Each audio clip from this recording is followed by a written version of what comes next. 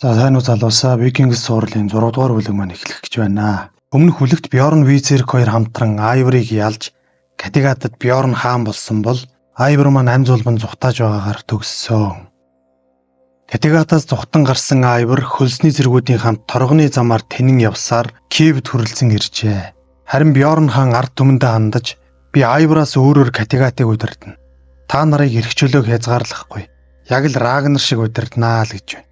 Гэмт хэрэгтний гисгэхтэй ч ард иргэдийнхээ саналыг сонсож байна.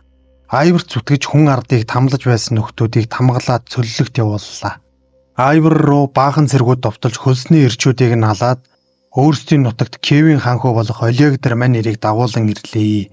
Ханхуу Олегч Ясгүй Айврын нэрийг сонсоод чамайг мэднэ, яах гэж энд ирэв гэхэд ах нартаа хөөгдөж хаасайгүй тэнэж явна гэж хариуллаа. Шинхэн хаан Бьорн Катигатыг том худалдааны бомб болгохыг зорж буй бол Лагерта дайн дажнаас холдож хөдөө нутагт эдлэн барих гэж буугаа хэлэхэд Бьорн зөвшөөрлөө. Үүбэч мөн эцгийн адил аялалд гарна. Өмнө нь хүнээс сонсож байсан аглаг бөглөө орныг зорино л гэж байна. Харин Визерк Бьорны хажууд үлдэх шийдвэр гаргаж байна. Ханхуу Олег Айврыг тусад нь хорьсон бол туслахыг нь тамлаж Ясгүй Айврын талаар яриулахаар л болж байна. Үхтлэн тамлаж зовоосны эцэст тэр хаанаас ч илүү хүн, тэр бол бурхан гэж хэлсэн ч энд ирсэн жинхэнэ учир шалтгааныг нь хийлгэж тамалсаар байгаад тастаад хайчлаа. Үүбэ, Торви, Лагерта нар хамтдаа замд гарчээ. Эргийн дагуух тохиромжтой газар олж аваад Лагерта тэнтэй төвхнөж тариалангаа эрхлэхээр боллоо. Нөгөө Олегч нь бүр Айвартай хамт агаарын мөмлөгөөр нисэж бариад бүр алж өгч байна. Энэ нөхөрч бас ер нь Айврын өрөөсөн дугуй бололтой. Эхнэрийг өөрийн гараар хөнөөж байсан л юм байна. Бас дээд угсаа гарвал нь Викинг гаралтай буюу Рус Викинг хүн л юм байна. Бьорн дээр Харалд хаанаас элч нар иржээ. Катигатыг чөлөөлөх тулдааны дараа Харалд хаан шархан хүндэрч хэцүү байдалд орсон ба үүнийг нь далимдуулан Олаф хаан газар нутгийг нь эзэмших болжээ. Ийм учраас Бьорноос тусламж хүсэж хүмүүсээ явуулсан юм байна. Катигатад ганц ширхэг зав ирж байгааг харсан Үүбэ Флоки байна гэж бодон очтол Флоки биш, өнөө алуурчин хавтгай хамарт Ситл байлаа. Тэр очсон шин нутгаа Исланд гэж нэрлэжээ. Бьорн Үүбэд хандаж Харалд хаан миний амийг аварсан. Харин би түүнд туслах уу гэж асуулаа. Үүбэд даанч хариулт байсангүй. Визерк харин Айврыг л алмаар байна. Хаа бага газарт нь очиж аална л гэж байна. Үүбэ Сидлтэй агиж уулзаад Флокийг асуухад мэдэхгүй. Тэр гэнтл яваад өгсөн. Бид яаж ч хайгаад олсонгүй гэж худлаа хэллээ. Үүбэ харин би чамтай хамт Исландд очие. Флокийг хаяа л гэж байна. Ясгүй Айвар ханхуу Олег хоёр нилээн дотн нөхөрлөөд эхэлжээ. Хамтдаа Новогрод гэдэг хот руу очиж Олегийн дүүтэй уулзлаа. Тэрний дүүг нь Аскольд гэдэг бөгөөд бас л Айврын нэрийг дуулсан л хүн байна. Харин энэ жаахан хүүхэд бол энэ нутгийн хууль ёсны залгамжлагч ханхуу Егор гэгч юм байна. Тэд ярилцсан хамтдаа Скандинав руу очин Катигатыг булаан эзлэхээр болоод хундаг тулгав. Гэтэл ийм юм боллоо. Ханхуу Олег төрсөн дүүгээ хордуулж хөнөөлөө. Бас л ах дүүс нэгнийг аалж байна да. Тэгснээ нөгөө хүүхдийг дагуулад буцлаа. Энэ хүүг өөр дөрөө авах нь улсыг удирдах түлхүүр л юм байх. Лагерта суурандаа төвхнөөд тариалангийн ажил нь ахид твшилтэй байгаа бололтой. Үүбэ түүн дээр ирээд Флоки алга болсон байна. Харин би Сидлтэй хамт Исланд руу явхаар шийдсэн гэхэд Лагерта Торби хоёр урайлгхан хүлээж авлаа. Өнөөх дүүгээ хөнөөсөн ханхуу Олег дээр ах нь болох Дир гэгчээр ирж төрсөн дүүгээ хөнөөсөнд нь уурлаа. Чамайг баривчилж болно. Үгүй гэвэл наад хүүхдээ надад өг гэхэд Олег хариудна. Би таныг ч бас алж чадна шүү л гэж байна. Энэ Олег бас зүүн бэлэгтэй л юм байх. Ах нь бол мань хүнээс ер нь л айдаг юм байна. Энэ хэдийн булаацалтаад байгаа хүүхдээр Айвар ирээд хамт тоглож байна. Манай хүнч гарц гаргалгаа олохдоо сүрхийн учир энэ хүүгийн итгэлийг олох л байх та. Бьорн хаан ээж дээр ирж уулзлаа. Ахиад л Харалд хаан туслах үгүйгээ асуулаа.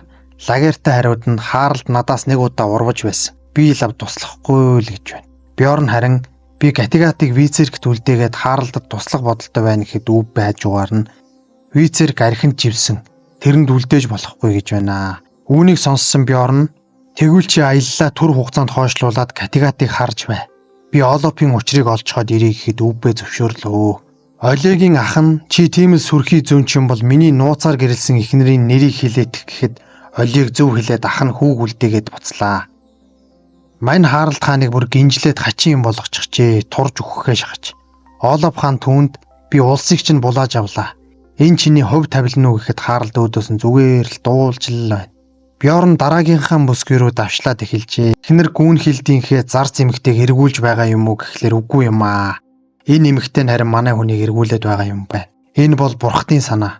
Чи үл тоомсорлож болохгүй, бид хамт байх ёстой л гэж авч байна. Вицерк харин үнэхээр л архичин болжээ. Элбийн юм харддаг болчихж. Айварч хүртэл нүдэнд нь харагддаг юм байна. Дийлдэшгүй Бьорн цэргүүдээ аван хаарлахаан туслахаар явсан бол Үбэ Торви хоёр Катигатыг харж байхаар болон хүүхдүүдээ Лагертад үлдээгээд явлаа.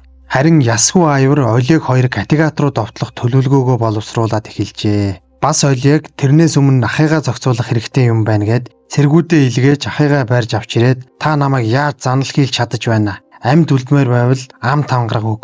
Одины нэрээр андгаал ихэд ах нь чадсангүй тул төмрөөр нүрийг нь хайраад нохоо шиг гинжилж өргөжээ. Айвраас ч илүү харигс нөхөр юм гээч. Үбэ Бьорны орыг залгаж суудалд нь суугаад Вицеркийг дуудолоо. Даанч манай хүн хэцүү байдалд байна уу? Ахаад л хий юм харсаар л.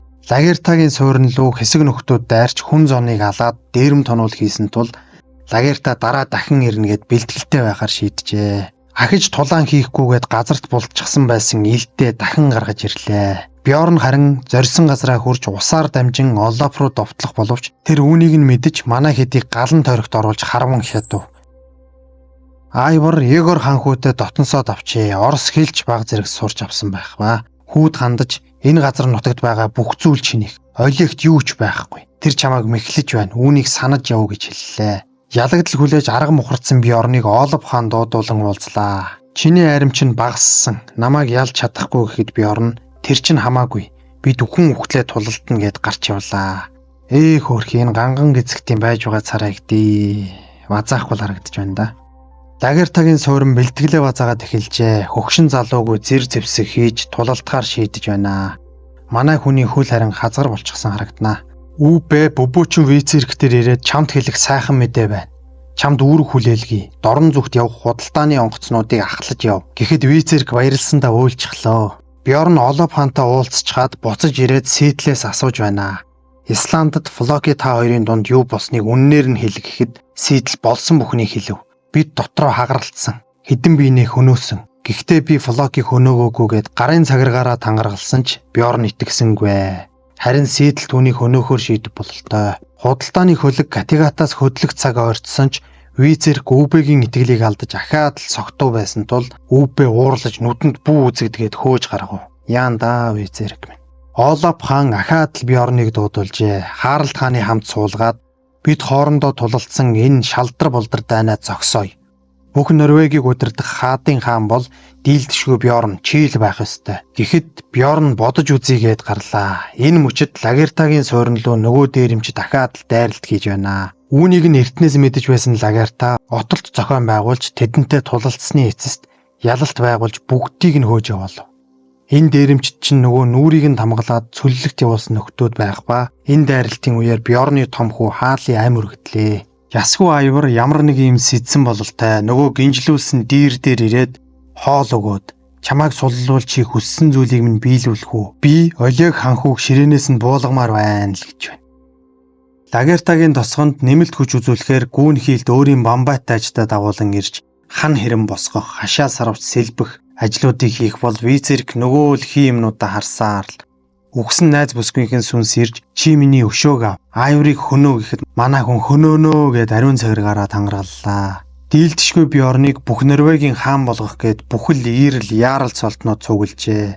Гэхдээ шууд өргөмжлөхгүй харин сонгуул явуулна л гэж байна. Энэ хавтган хамарч Ситл ганган гэзэгт хаалт хоёр ямар нэгэн хорон юм сэтгсэн л бололтой харагдаж байна да. За өнөө Ясгүй Айвар ч хөдлөж эхэлжээ. Ханхүү Егорыг дагуулж ирээд дийрийг суллаа тахлаа. Явган нүцгэн хольж гэлдэрсээр түүнийг морин тэргэнд суулгаад үдэж өгөв. Үүнийг нь харин Олег баргал гадралсан шинжтэй байна. Бас би ахаад гэрлэж байгаа гэд сүйд бүсгүйгээ оруулж ирэх ба энэ эмэгтэй Айварын өмнөх эхнэртэй нь усны тусал шиг адилхан байгааг харсан манай хүн бүр шок. Бөбөөчин Вицерк одоо бүр мансуурахын тулд гарын цагиргаа хүртэл ламбаарддаг болжээ. Үгэг шахан байж нэг юм санаагаа гүйцээгээд автал түүн дээр өвгөн зүнчин сүнс ирлээ. Чамд өөрийн зориг байгаа. Чи мартчихаа юу? Чамаас одоо үхэл үнэртэж байна гэж хэлчихэд үзэгдэхэ боллоо. Бүх Норвегийн хааныг сонгох цаг иржээ. Хаан ширээний сонгуульд Бьорноос гадна Харалт хаан, Хаакон гэгч хаан, Ийрэл Торнитол гэх 3 хүн өрсөлдөж байна. Олаф хаан хамгийн түрүүнд Бьорн саналаа өглөө. Харалт хаан ч бас Бьорн саналаа өгч байна. Худалдаа хийхээр явсан нөхдүүд буцаад маш хурдан иржээ. Тэд торгоны замыг даган явсаар Киевд хүрч Новгород гэх хотыг үзсэн байна. Үргэлжлүүлэн Үбэд хандаж чухал мэдээ хэлэхээр яаран иргэлээ. Олег ханхүүгийн ордонд ясгүй аяр сууршиж аж төрж байна гэхэд Үбэ энэ мэдээг өтөр түргэн визэрэгт дуулгахаар боллоо. Даанч манай хүн бүтэхгүй. Одоо бүр нэг могооны дүрслэл манай хүнийг элдээд л байдаг боллоо. Хааныг сонгох санал хураалт нилээн хуваагдаж байна шүү. Нилээн хідэн хүн Харалт хаан саналаа өгөөд эхэллээ. Манай Бьорн ч хоронд орчихлоо доо. Эцэст нь дийлдэшгүй Бьорн Харалт хаан хоёрын санал нь тэнцэж хамгийн сүүлийн хүн болох Ирэл Торнитол Харалдад саналаа өгснөөр бүх Норвегийн эзэн хаанаар ганган эзэгт Харалт сонгогдож зорьсон зорилгодоо хүрч бүх Норвегийн анхны эзэн хаан боллоо. Манай хүнч сайхан тархитууллаа да. Лагертагийн тосгон руу нөгөө дээрэмч дахиад л дайрлаа. Гэсэн ч гүүнхэлд Лагерта хоёр өөрсдийн хийсэн төөрдөг байшин шиг юмныхаа тусламжтай бүгдийг нь сайхан жиргэж хаяад эцэст нь Лагерта дээрэмчдийн ахлагчтай нэгin эсрэг нэг хийлээ.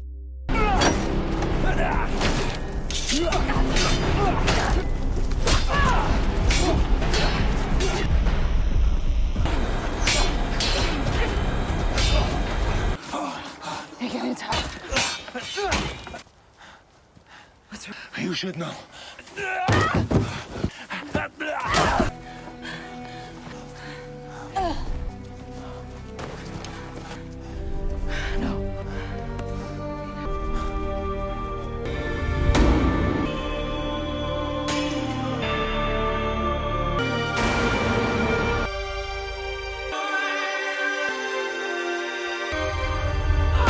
Чон хөтлөвч хургандаа гихч энэ л байх та. Хэдий ялалт байгуулсан ч маш хүнд шарах авчээ. Бүх Норвегийн хаан болсон Харалд саа гэж байна уу? Ард түмэн Норвегийг захирна. Рагнарын хөвгүүд юу ч биш энтергээд хуцаж өгч байснаа. Олаф хаан дээр ирээд би хүн бүрт хүсснийг нь амласан юм. Өвгөн төгцөг минь. Энэ бол миний хувь тавилын юм л гэж байна. Дараа нь хавтхан амарт дээр очиод баярлалаа андмна гэхэд хариуд нь би Исландын хаан болмоор байна. Чи надад тусал гэв. Гэсэн ч Харалт юу ч хэлсэнгүй. Үргэлжлүүлэн Бьорн энд алга байна. Тэрнийг олж иргээд хүмүүсээ явууллаа. Бьорн маань тэднэрт нэгээтэй л алуулчихсангүй. Сийдэл хүнд шархтаж манай хүн тэрнийг аваад амь зулбан зутаалаа. Дээрэмчдийн дайралтаас болж хүнд шархацсан Лагерта маань суйрангаа гүүн хилдэд үлдээгээд өөрөө Каттегат руу очин Үбэд болсон зүйлсийг хэлэхээр болон хөдөллөө.